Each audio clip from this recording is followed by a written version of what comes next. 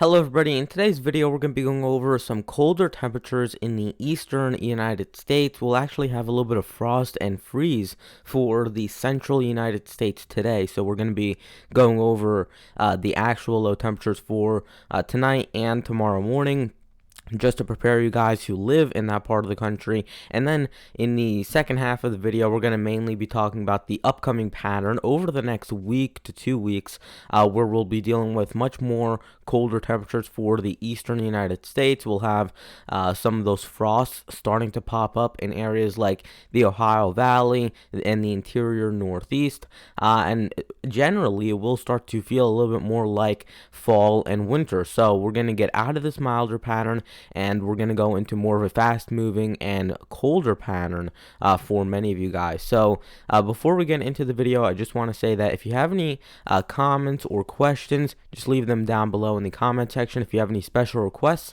just send an email over to my email address right here. If you have a request for a video, if you want me to cover a specific storm or anything like that, send it over to my email. And if you have any weather photos, also send it to my email and I might feature you in the video. So let's start off with the current National Weather Service page. We have a few red flag warnings in California and a couple more wind advisories also in California and Nevada, as well as 4 parts of Texas, Louisiana, Arkansas, and Oklahoma. We have freeze warnings up for some parts of Utah, Colorado, New Mexico, Texas, Oklahoma, Kansas, Nebraska, as well as another area for parts of South Dakota, even a little bit of Iowa, Minnesota, and North Dakota. We have frost advisories for parts of Minnesota, South Dakota, Iowa, Nebraska, and also Kansas, Oklahoma, and Texas. And then we have a few severe thunderstorm watches up for eastern Arkansas, northwestern Mississippi, western Tennessee, southeasternmost Missouri, and western Kentucky as well. We covered that more in yesterday's video. So if you have anything that you want, if you want a forecast for this, if you have any questions related to that, just leave a comment down below. Or you can also check out yesterday's video, which covered these storms in more depth. Yesterday, we had a high temperature of 98 degrees in Death Valley, or actually in Falcon Lake, Texas. I was going to say Death Valley, California, because that's usually where the high temperature was, but this time it was in southern Texas. The low temperature was 37 miles northwest of Vernal, Utah, where they got down to 8 degrees Fahrenheit. The highest rainfall report was in Cost, Texas, where they got 8.78 inches or 8.7 inches of rainfall, and the highest snowfall report was 4 miles northwest of Whitewood, South Dakota, where they got 12.5 inches of snowfall reported yesterday, and that's also in western South Dakota. This entire area again was the spot where we saw most of that snowfall. This little belt right here is where we saw multiple inches of snowfall, even over a foot or even 2 feet in some of those spots. So they really got hammered with quite a bit of snowfall over the past few days. Taking a look at the low temperatures for the central United States, because of course we have all those freeze warnings and frost advisories up. I just want to show you what the expected low temperatures are. This is the belt where I would expect more frost to be prevalent. If you live within this area, we're looking at more of a frost. But if you do live north and west of there, so if you live in an area in this green area, you're probably going to be dealing with more of a freeze. So you get north and west, you're probably dealing with more of a freeze. In that black belt right there, I think it's probably going to be more of a frost, so maybe not as dangerous for plants and crops. But you get east of there, and once you get into the eastern half of the country, we're not really dealing with anything all that significant in terms of life or in terms of threatening temperatures for plants or crops or gardens or anything like that. So it's mainly going to be through parts of the central plains and on northwest of this line where you'll have more of the dangerous temperatures for any plants that you may be growing especially once you get into kind of this a whiter color. This is where you're getting closer to that freezing mark. So that's where you could have a freeze, even not just a frost. So that's what you kind of want to worry about if you live in the central United States. Potentially a bit of chillier temperatures overnight, but it looks like once that gets over with, once we get into Sunday and Monday, it should start to warm up slightly in those spots. Let's start talking about the pattern, and we're going to start to take a look at this from the GFS perspective. So this is the North American model, and it basically is just going to show you where the low pressure and high pressure systems are.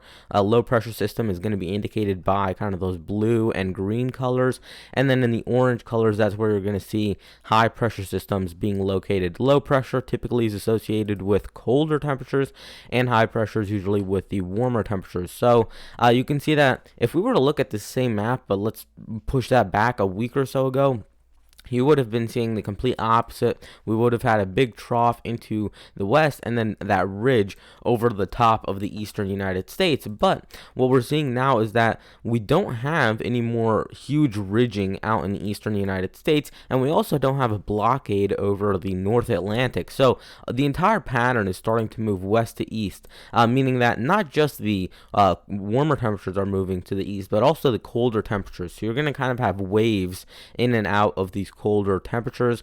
For example, this would be one wave, and then you can see another one that's currently offshore of British Columbia. So this would be for tomorrow morning what the upper air map would look like. Again, you have that trough into the Great Lakes. That's what's bringing in the colder temperatures, as well as some severe weather up into the Ohio Valley and the Northeast, which again we covered more in yesterday's video.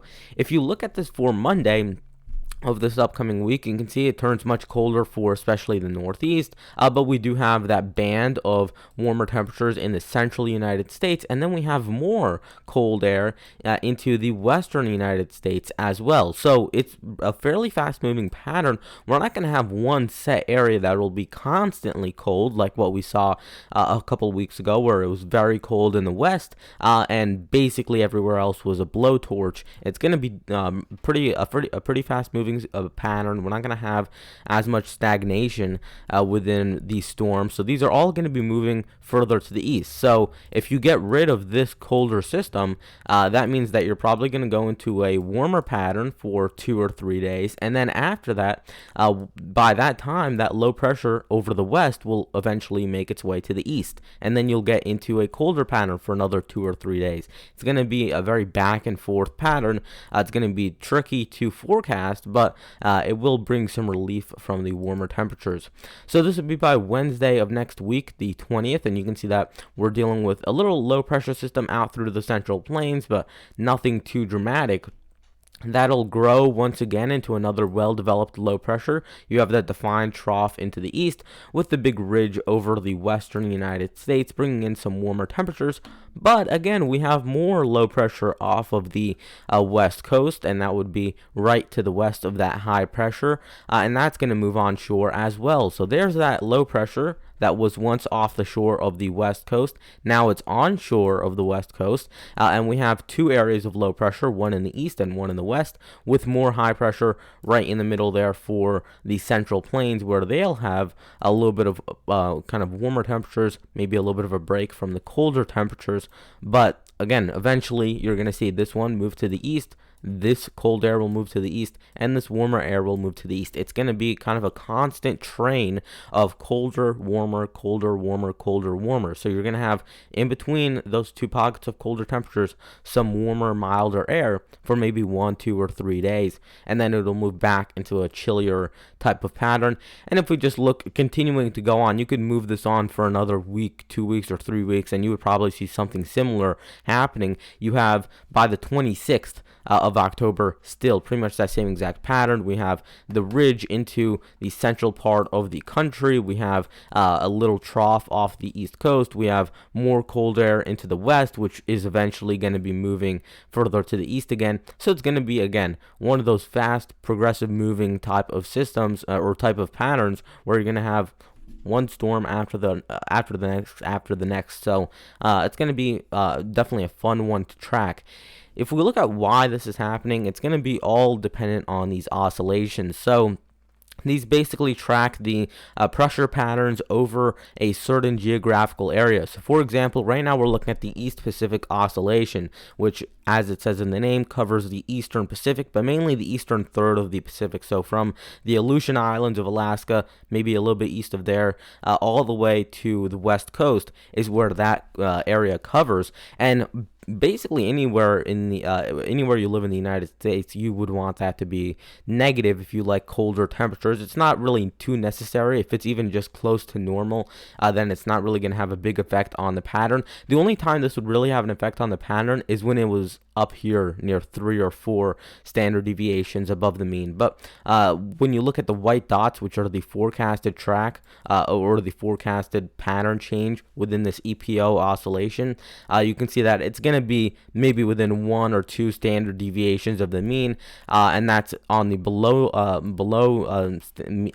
average side, and then also on the above average side. So if you're within here, you're not really going to see too much impact. All this basically shows is that you have something that can move out in the Pacific. So if it's up in positive phase, the reason that's not really too good for cold is because you're going to have stagnation over the over that part of the Pacific. So whatever pattern you're in, you're going to be pretty much stuck in there until that ends up moving. So usually that would end up being a warmer pattern for much of the country, and so if you like cold and snow, you would definitely want to see this at least be close to neutral, which it is, which is good news for, again, those of you who like the colder and snowier conditions.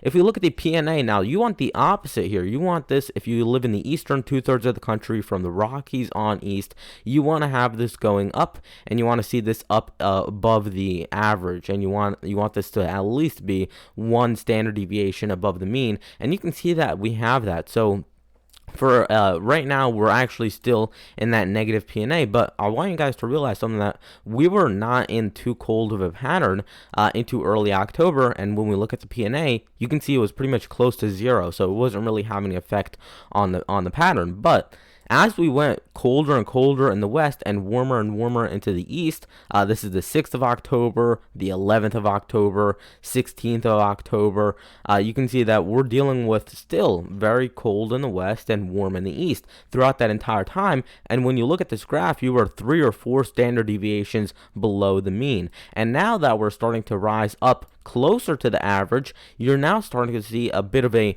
trend back to the colder temperatures, and it's correlating exactly with this PNA, Pacific North America index, which covers the western half of North America as well as some parts of the eastern Pacific as well. And that's going to be definitely good news for those of you who like cold, because that is on the upward trend, and it is above that average line, or above that 0 line, for pretty much the entirety of the next couple of weeks. So that's good news if you like cold and snow. And if you look at the North American oscillation, if this is closer to the average, it's not really going to have too big of a difference. We're not seeing this being crazy high, so we're not seeing this being 3 or 4 standard deviations above the mean, and we're also not seeing that on the bottom end of the scale. We're not seeing that being 3, 4, 5, 6 standard deviations below the mean. If you want cold and snow in the east, you're going to want this to be negative, which it's kind of fluctuating in and out. It's expected to go more negative and then eventually pop up positive again, and then eventually go back negative. I would assume this would probably pop back up positive again. It's going to be back and forth, and that's going to be one of the things that'll be very prevalent, because you're going to see these weather systems move in and out, and that's being represented by this North American oscillation or North Atlantic oscillation. So that's covering the northern part of the Atlantic up near Greenland, where this oscillation would cover.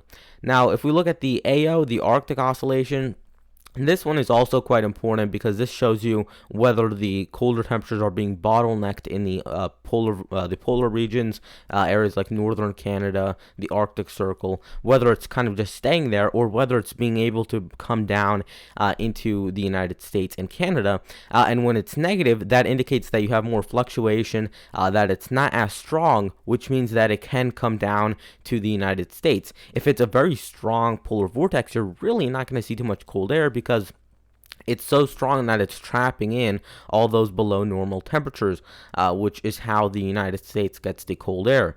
Without the Arctic kind of providing that cold air, we would pretty much not have any. So we need this to be negative for most scenarios for you to have cold air in the United States and also into Canada, southern Canada especially. And you can see that we're at least staying below that zero line. Maybe it pops up maybe half a standard deviation, maybe a full standard deviation above the mean, and then it goes back down negative again once we get closer to November. So it looks like either way, this Arctic oscillation is going to be negative, which is also good news for those of you who like cold and snow. So everything's pointing towards something turning a bit colder, especially as we get past the 20th, and especially once we get past the 25th is when everything starts to come a little bit down closer to the colder areas. So let's start taking a look at the temperature anomalies just to give you a good idea of what we're expecting over the next few days. We're going to go over 2-day intervals. So we're going to start out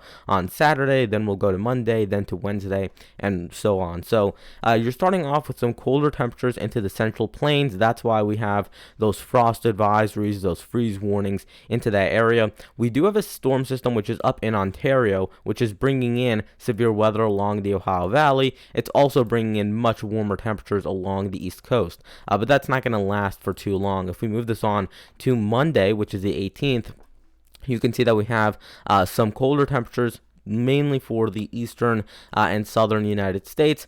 We have more colder temperatures out west. This is going to be your next wave of cold air, and then you can see we have slightly warmer temperatures, maybe up to 10 degrees above normal in the northern plains and the Rockies. So maybe a little bit of that snow will start to melt off, especially in the flatter areas like eastern Montana, the western Dakotas, maybe eastern Wyoming as well. It looks like those areas, especially that are not too highly elevated, we'll start to see some of that melt off. But I think most of that will probably still stick on because overnight it will still get fairly chilly. If we move this on to Wednesday, you can see it's fairly close to normal over a lot of the country. You're dealing with some pockets of warmer temperatures, a few pockets of colder temperatures here and there as well, but nothing really too defined or organized. By Friday, the 22nd, we see that low pressure into the central United States, mainly for the north central and also into south central Canada, where we have those colder temperatures, warmer on either side, as you can see, for the East Coast and also for the West Coast. And then if you look out for Sunday, which would be the 24th, you can see that we have that cold air stretching out over much of the eastern half of the United States and also into southern Canada as well.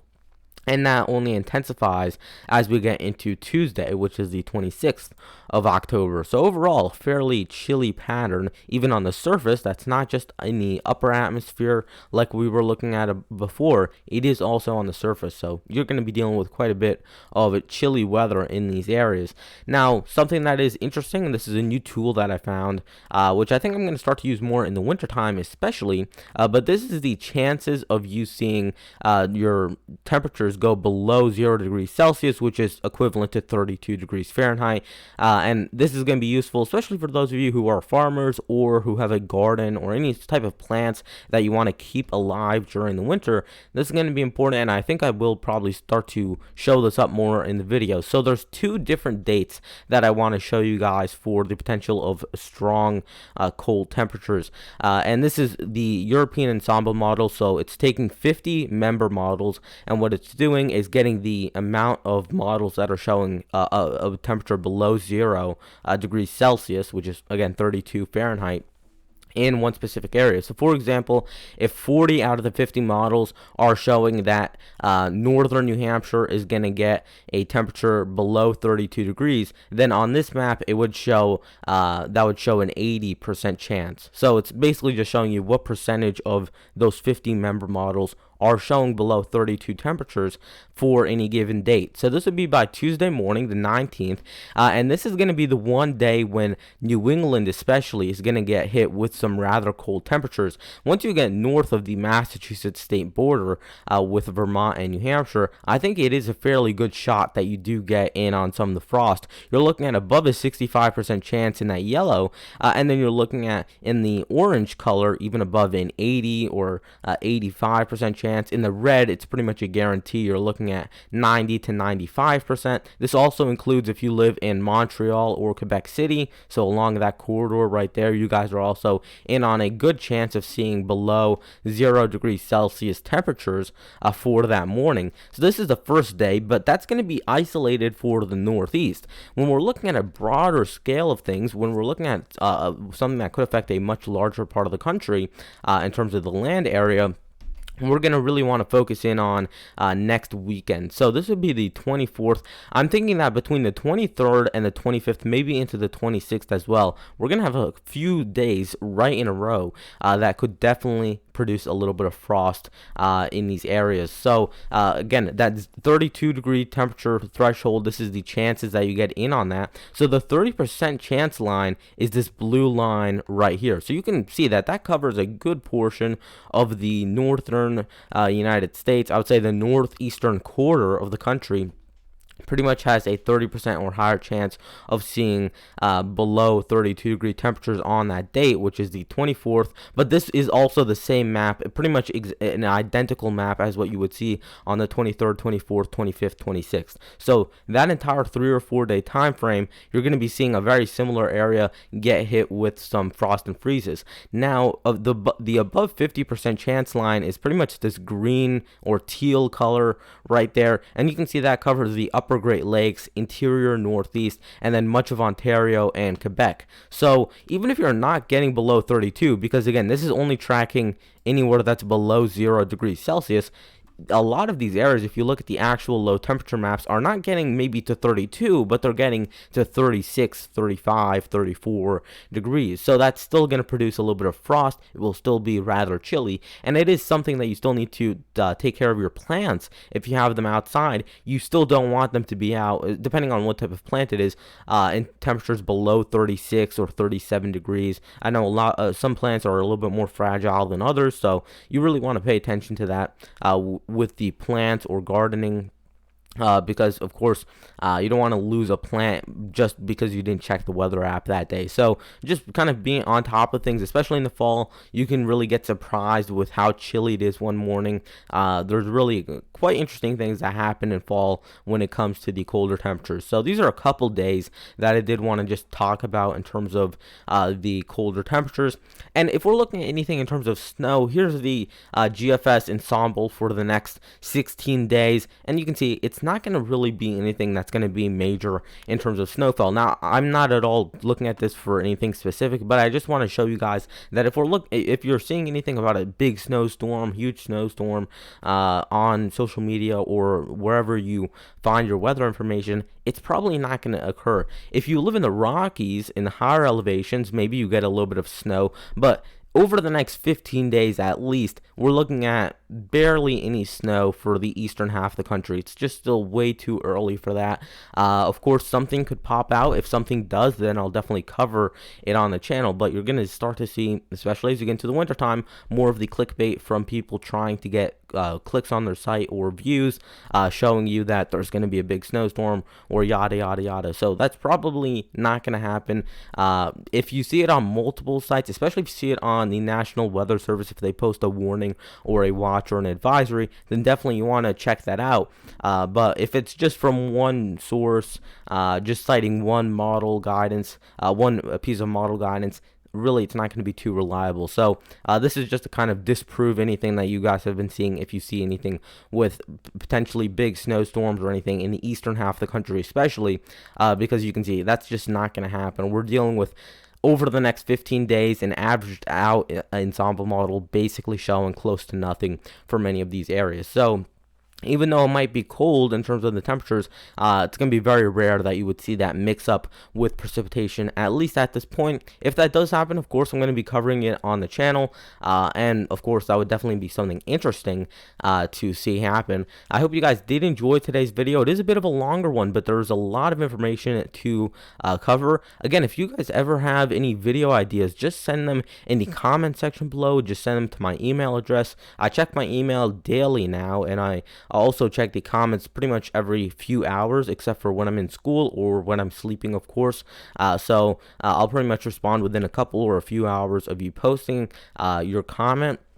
And this video was actually from a comment, so I wasn't actually going to make another one on the winter pattern or the fall pattern, but somebody commented, can you make another one on that subject? And I ended up doing it because there was new information that did come out. So I'm probably going to make actually one more. I'm not sure yet, but I'm probably going to make one more talking more about the La Nina instead of the Arctic Oscillation, the PNA, all of that. I'm going to focus more on the La Nina, I think, in the next couple of videos as well, because that'll also have a big effect on the fall and winter pattern. So if you want a personal forecast, you have any questions, leave them down below. If you have any weather photos or special requests, leave an email to my email address, which is in the description, and it was also at the start of the video as well. And I'll see you guys in tomorrow's video. Goodbye.